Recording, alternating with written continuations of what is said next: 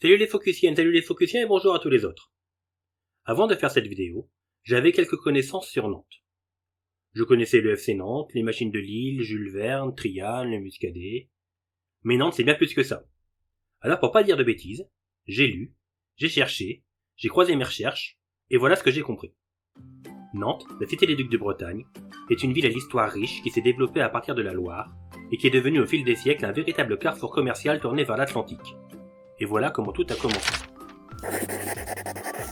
Nantes, avant l'Antiquité, est une région déjà peuplée. Les traces d'occupation les plus anciennes dans la région nantaise se situent aux environs de moins 2000, à l'âge du bronze. Les fouilles des archéologues révèlent la présence d'armes qui font l'objet d'offrandes, haches de cuivre, pointes de lance et épées de bronze par exemple. Nantes à l'Antiquité, c'est pas grand-chose, juste une petite ville. Les auteurs grecs et romains attestent de la présence de peuples celtes réunis autour d'un petit port fluvial du nom de Corbillo, là où se trouve actuellement Nantes, entre moins 900 et moins 600. Avec une première occupation celte, Corbillo devient la capitale des Namnettes. L'endroit est bien placé. Grâce à la Loire, la ville s'ouvre sur le commerce. Il devait y avoir des mines de minerais à proximité, car on découvre des dépôts de fondeurs à la Prairie aux Mauves, à Chantenay et au Jardin des Plantes. Mais Corbillo reste une petite ville, jusqu'à ce que Jules César arrive. Et tout va changer après la conquête des Gaules par César. Et ça va pas être des petits changements, on prévient tout de suite. Avec la romanisation de la Gaule, la ville va connaître un essor fulgurant. Elle change de nom et devient Condé-Vicnum. Elle se dote d'un tribunal, d'un temple dédié à Mars Mulot, voue un culte à Cérès, construit des mausolées, des bains, des égouts et tout le confort moderne de l'époque, mais on n'a pas retrouvé de théâtre ou d'amphithéâtre. La ville est même devenue le chef-lieu du territoire, c'est une cité ouverte, occupant un espace qui va, pour ceux qui connaissent, de la porte Saint-Pierre, de Saint-Donatien et de la place Viarme, au nord et à l'est, jusqu'à la Loire. Mais il ne reste aucune trace du port antique de Nantes, même si on sait qu'il a existé car il y en a des inscriptions gravées dans des textes. Condé-Vicnum, aussi appelé port Namnetus, est en concurrence avec son voisin picton Ratatium, l'actuel Rosé. Nantes est sous domination romaine, mais conserve quand même une certaine indépendance. En contrepartie, elle doit fournir des hommes pour la Légion, afin de faire régner l'ordre aux frontières de l'Empire. Et le premier Nantais reconnu de l'histoire pourrait être Argiotalus, un cavalier namnète, mort à la frontière entre l'Empire et la Germanie. On a découvert à Worms une stèle qui en fait mention. Au fil du temps, Nantes, comme le reste du pays, se christianise. Au IIIe siècle, l'Empire romain est sur le déclin, et la Pax Romana n'existe plus. Et Nantes subit des invasions saxonnes et franques. Du coup, les Nantais en ont marre de se faire piller, et les habitants s'organisent. Ils se regroupent derrière des murailles à l'emplacement de l'actuel quartier Bouffay. Ce qui suffira pas à éviter la domination franque sur la région et la conquête de Nantes par Clovis. Nantes, au Moyen-Âge, c'est une succession d'invasions. Au 5e et 6e siècle, les Saxons et les Angles envahissent l'île de Bretagne, ce qui pousse les Bretons à traverser la Manche et à coloniser le territoire de la Bretagne continentale. Après quelques pillages et enlèvements, Félix, évêque de Nantes, négocie la paix avec les Bretons. Ceux-ci s'installent sur la région et se soumettent à Louis Ier le Pieux, fils et successeur de Charlemagne. Quelques années plus tard, le roi nomme un chef breton, un certain Nominoé, comte de Vannes et envoyé de l'empereur, puis duc de Bretagne. Nominoé assoit son pouvoir sur l'église et fonde l'abbaye bénédictine de Redon. Et tout va bien dans le meilleur des mondes jusqu'à ce que le royaume de Francis soit divisé à la mort de Louis Ier. Le nouveau proprio du bled, c'est Charles le Chauve, et Charles rentre en guerre contre ses demi-frères, dont Lothaire, empereur, qui règne sur l'Italie et la Bourgogne. Il est jaloux et il estime que c'est lui qui devrait avoir la couronne impériale et le territoire de papa. Lothaire ne se laisse pas faire et envahit les terres de Charles, qui défait son frère à la bataille de Fontenay en Puisaye. Mais Nominoé refuse de rester copain avec quelqu'un qui est rebelle à l'empereur, et il déclare donc l'indépendance de la région. Il devient roi des Bretons en 842. C'est à ce moment-là que d'autres joueurs prennent part à la partie. Les Vikings profitent de la querelle entre les Francs et les Bretons pour venir pointer le bout de leur nez. La légende raconte que dans un raid de l'année 843, ils entrent dans la cathédrale et font un carnage. Même Godard, l'évêque de Nantes, est décapité, ce qui n'empêche pas de ramasser sa tête et de partir direction Angers pour s'y faire enterrer. Mais toutes ces luttes de pouvoir ont fragilisé Nantes et favorisent les incursions vikings qui, avec leurs skips, remontent la Loire. Ils sont peu nombreux, mais très armés. Ils ne viennent pas faire du tourisme, mais plutôt piller régulièrement la ville. La cathédrale et les monastères de Vertou et d'Indre sont les plus touchés. Bon, après on n'a que la version des moines qui décrivent des hommes violents et semant la terreur. Une seule version, c'est pas suffisant pour faire une opinion certaine. Tout ceci entraîne les notables et le clergé à prendre leur courage à deux mains et à partir à Angers ou en Angleterre. Les Vikings pillent régulièrement Nantes jusqu'à ce qu'elle devienne une base opérationnelle. Plus précisément, c'est l'île de Biesse, la partie nord de l'île de Nantes actuelle, qui devient leur base permanente. Et comme ils sont bien élevés et qu'ils ne cassent pas leurs jouets, ils font de Nantes une plaque commerçante et établissent un grand marché sur l'île. Vers 888, la victoire de Questembert permet à Alain le Grand de réduire les raids vikings et une paix est mise en place. Mais en 907, le monsieur meurt et les Vikings reviennent dire bonjour. Et Nantes devient au Xe siècle une principauté scandinave autonome. En 919, le viking Ragenold prend la ville de Nantes. Ragenold, c'est un fier norvégien à qui il ne faut pas chercher des poux si on veut avoir une vie longue et paisible. Il prend Nantes en 919 en mettant la pâtée à Foulques Ier d'Anjou qui chapeautait un peu la région à cette époque. Foulques garde le titre de comte de Nantes, mais renonce à ses droits sur le comté. Ragenold s'installe à Nantes, qui devient Namsbourg, et ça ne plaît pas du tout à Charles le Simple, le roi de Francie occidentale, qui essaye de reprendre la ville et l'estuaire. Après 5 mois de combat contre les Francs, les Normands imposent leur autorité, et Ragenold se proclame roi viking de Nantes. Les Vikings sont bien installés, et de Nantes peuvent partir en expédition en Aquitaine, en Auvergne ou en Bourgogne. Les Francs essayent de reprendre Nantes encore une fois en 927, mais n'y arrivent pas. Ragenold obtient la cité en échange de la fin des raids, et certains disent une promesse de conversion au christianisme. Il meurt de maladie en 930. La légende, Kesapalario Kézak, veut qu'il soit mort quand Saint Benoît lui est apparu en rêve. Le saint toucha la tête du roi encore endormi avec le bâton recourbé qu'il tenait en main, lui annonça sa fin prochaine et se retira. Sans plus tarder, Ragenold ordonna de décamper et de regagner son sol natal, mais à peine arrivé chez lui, il perdit la vie au cours d'une terrible tempête. Mais il est bel et bien mort à Nantes. La ville tombe doucement en ruine et 6 ans plus tard, Alain Barbetorte écrase les Vikings à Saint-Brieuc et reprend Nantes à ses guerriers venus du nord, qui reprennent leur skip direction la Norvège. Reprendre Nantes a été assez simple, la ville était quasiment abandonnée depuis 40 ans. Alain Barbetorte a chassé les Vikings, mais lui, petit-fils du dernier roi de Bretagne, ne peut reprendre le titre de roi, ses forces étant affaiblies. Il fonde alors le duché de Bretagne et contrôle la Cornouaille, le pays nantais, les pays de Moges, de Tiffauges et d'Herboges au sud de la Loire, dont on a parlé dans ces vidéos, et le pays de Vannes. Il exerce aussi une autorité indirecte sur le nord de la Bretagne. Il entreprend la restauration du duché sur la base des comtés, ancienne institution carolingienne, et s'entoure de fidèles aussi bien dans la noblesse qu'à la tête des institutions religieuses de son territoire. Il fait construire le château des Ducs à Nantes et fait de Nantes sa capitale.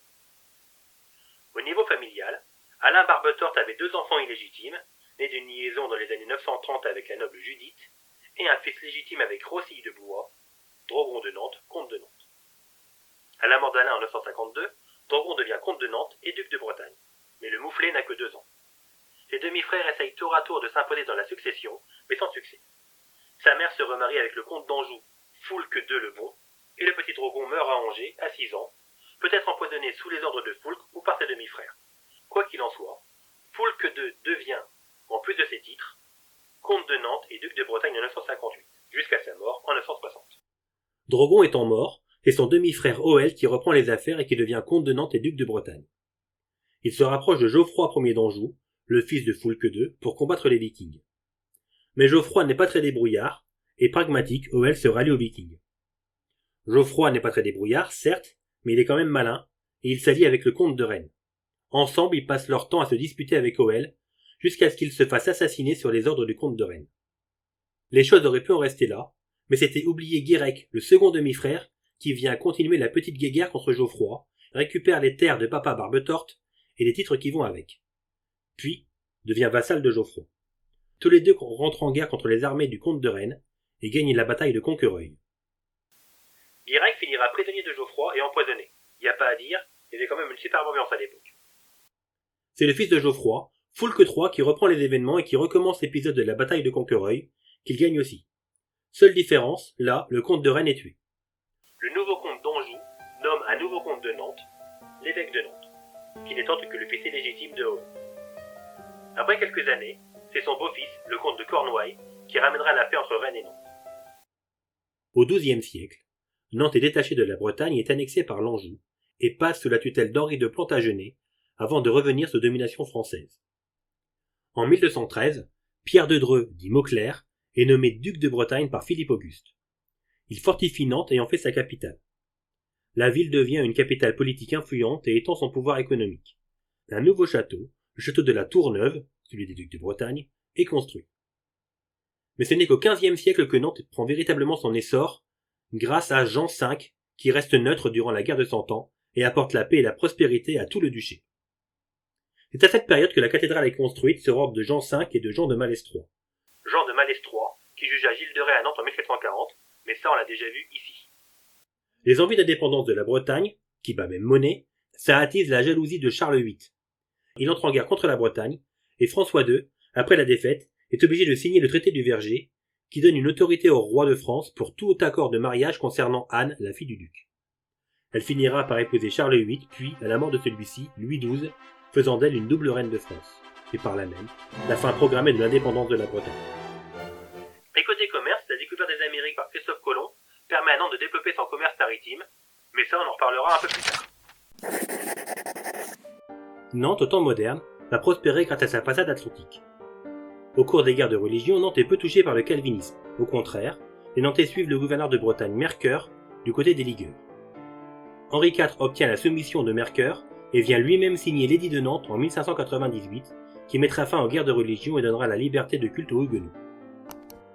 La ville continue de grandir et au XVIIe siècle, Nantes devient un des premiers ports de commerce triangulaire. Le commerce triangulaire débute après la découverte des Amériques par Christophe Colomb en 1492. Dès le début, un nouveau commerce se développe, l'esclavage. Christophe Colomb lui-même a ramené des Indiens en Espagne. C'est au XVIe siècle, avec les Portugais, que la traite des esclaves prend de l'ampleur et que naît le commerce triangulaire. Il est appelé ainsi car il réunit 3 continents. Les bateaux partent d'Europe vers l'Afrique, échangent des marchandises contre les esclaves, et ceux-ci sont amenés sur le continent américain, où ils sont échangés avec les colons européens contre des produits de grande valeur, et plus tard contre de l'argent. Au XVIIIe siècle, la ville reçoit chaque année la visite de 2000 bateaux, ce qui permet aux armateurs de s'enrichir. Les hôtels particuliers du quartier Gralin, du quai de la Fosse ou encore de l'île Feydeau sont les témoins honteux de la richesse produite par la traite des Noirs. Mais la ville en profite également pour s'agrandir, avec l'édification de la place Royale et la disparition des remparts de Nantes par exemple. Enfin, au niveau économique, elle voit la création de la raffinerie sucrière. La Révolution française reçoit un écho favorable à Nantes, contrairement au reste de la région. Pourquoi ? Parce que les bourgeois qui ont fait la réputation de Nantes se trouvent brimés par les douanes. Nantes résiste en 1793 aux assauts des armées royales de Charette et de Catelino, Catelino étant même mortellement blessé place Viarme pendant les combats. Cette résistance empêchera la jonction des Chouans de Vendée et de Bretagne. Mais Nantes va souffrir sous la terreur. Elle s'oppose à la Convention montagnarde. Jean-Baptiste Carrier, un représentant du peuple, est envoyé à Nantes pour mater les opposants politiques. Il crée une police parallèle et procède à des exécutions sommaires. Et le mec est inventif. La guillotine, ça demande beaucoup de logistique, puis ça va pas assez vite. Alors le monsieur innove, il met dans un bateau au fond amovible les prisonniers attachés, et au milieu de la Loire, le bateau s'ouvre. Je vous laisse imaginer le reste. En tout cas, dans cette baignoire nationale, des dizaines de milliers de Nantais ont péri. Après plusieurs plaintes, Carrier est rappelé à Paris, exécuté peu après. Nantes, à l'époque contemporaine, c'est une ville dont le développement économique est désavantagé par rapport au reste du pays. Ensablement de la Loire, blocus continental voulu par Napoléon, abolition d'un esclavage source de richesse, fabrication du sucre qui jusqu'alors était importé à partir de la betterave, et essor du chemin de fer qui vient concurrencer le transport fluvial. La ville rebondit et se développe alors dans la métallurgie, la construction navale, la conserverie et la biscuiterie, avec en tête de gondole l'U et la biscuiterie nantaise, connue sous le nom de BN. Elle innove aussi au niveau des transports, car c'est la première ville française à se doter d'un tramway. Nantes se dote aussi d'une autre innovation dans les transports urbains en 1826. Grâce à Stanislas Baudry, la ville se dote d'un service omnibus. Quesaco, la mise à disposition pour tous de voitures hippomobiles assujetties à des trajets et à des horaires réguliers. Et les dragages de la Loire, à la fin du XIXe siècle, redonnent aussi un élan au commerce maritime. En 1914, Nantes accueille encore les grands caporniers, déjà concurrencés par les vapeurs transatlantiques armées à Saint-Nazaire. Le pont transborder, inauguré en 1903 dans l'optique de faciliter la traversée de la Loire, reste emblématique de cette période bien qu'il décline en 1958. D'ailleurs, ce pont a été le témoin d'un drame, la mort de l'acrobate Willy Wolf. En 1924, il se propose de Nantais un spectacle. Le monsieur veut tout simplement plonger dans la Loire depuis le haut du pont. C'est une chose qu'il fait régulièrement dans d'autres villes et dans d'autres fleuves. Mais allez savoir pourquoi, ce jour-là, Il décide de plonger avec une ceinture de feu autour de la taille. C'est vrai que visuellement, ça peut en jeter. Willy saute, atteint la Loire, et ne remonte pas. On retrouve son corps 6 jours plus tard au Pèlerin. Il s'est asphyxié par la fumée avant de se noyer. Au XXe siècle, Nantes change radicalement de visage. Le comblement des anciens bras de la Loire permet aux îles Feydeau et Gloriette d'être reliées à la rive droite du fleuve. Un tunnel rend possible le détournement de l'Erdre. Autrefois surnommée la Venise de l'Ouest, Nantes était effectivement tout autre avant ces vastes travaux. Le château des Ducs de Bretagne était immergé. L'Erdre coulait à la place des cours des 50 otages, et Gloriette, ainsi que Feydeau, étaient véritablement des îles. Lors de la Seconde Guerre mondiale, la ville subit les bombardements alliés à 28 reprises. Les plus importants, les 16 et 23 septembre 1943, détruisent le centre-ville et font de nombreux morts. La ville est également profondément marquée par l'affaire des 50 otages. En représailles à l'assassinat du seul commandant de la ville par 3 résistants communistes, 48 otages sont fusillés par les Allemands à Nantes et Châteaubriand. En hommage à ce sacrifice, la ville a reçu la distinction de compagnon de la Libération. À partir des années 60, des crises touchent de plein fouet les industries nantaises. La fermeture des chantiers navals du Bijon dans les années 80 et le déménagement des usines Lu dans la périphérie nantaise marquent le point final de cette reconversion. Nantes s'oriente alors vers une économie tertiaire, soigne son image et engage des travaux importants qui transforment la ville. Aujourd'hui, Nantes attire de nombreux nouveaux habitants, attirés par la qualité de vie offerte par la région, et est devenue une des places fortes de l'économie numérique en France, en accueillant de nombreuses start-up. La Nantes endormie des années 80 est bien lointaine. Depuis l'entrée dans les années 2000, la ville a engagé de nombreux chantiers à même d'en faire un lieu de vie toujours plus agréable. Avant le lancement de ces grands projets urbains, la ville connaissait déjà un succès certain. En 2004, Nantes était désignée la ville la plus agréable à vivre en Europe par le magazine américain Times. En 2013, la Cité des Ducs se voyait remettre le titre de capitale verte de l'Europe par la Commission européenne.